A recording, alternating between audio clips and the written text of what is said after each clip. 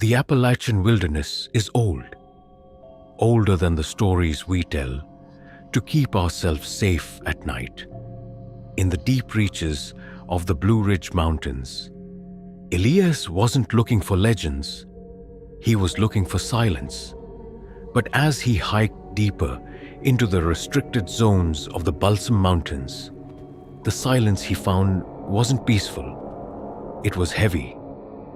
It felt like the forest was holding its breath. It started with the tracks.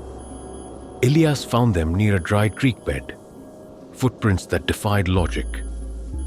They were humanoid, but nearly 18 inches long, pressed so deep into the hard-packed clay that whatever made them had to weigh close to half a ton. That's when the smell hit him. It wasn't the rot of a dead animal. It was the scent of wet stone, copper, and ancient musk.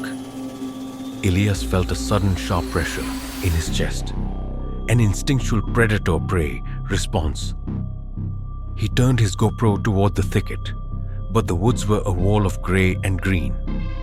He heard a sound that didn't belong in the woods. A low, rhythmic grinding, like two massive boulders being rubbed together. It was a vocalization vibrating through the soles of his boots. Legend calls him Tsul Kalu, the Slant-Eyed Giant. A being that doesn't just live in the woods, but owns them. Elias began to back away, his heart hammering against his ribs. He didn't see a monster. He saw the absence of one. The brush didn't just move, it parted as if something invisible and massive was walking directly toward him. Then, he saw the eyes. They weren't glowing like a cat's.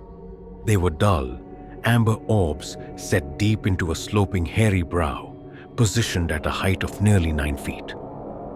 The creature didn't roar. It simply watched. In that moment, Elias felt a psychic weight, a cold certainty that his life was no longer his own. He was a trespasser in a temple of teeth and fur. He broke into a sprint. He didn't look back when he heard the heavy, thundering thuds behind him, or when the trees snapped like toothpicks in his wake. Elias made it to his truck, but the terror didn't stay in the woods. To this day, he wakes up feeling that same heavy pressure on his chest. Because the Cherokee elders say, once Tsul Kalu marks a soul, you never truly leave his mountain. You're just a deer on a very long leash.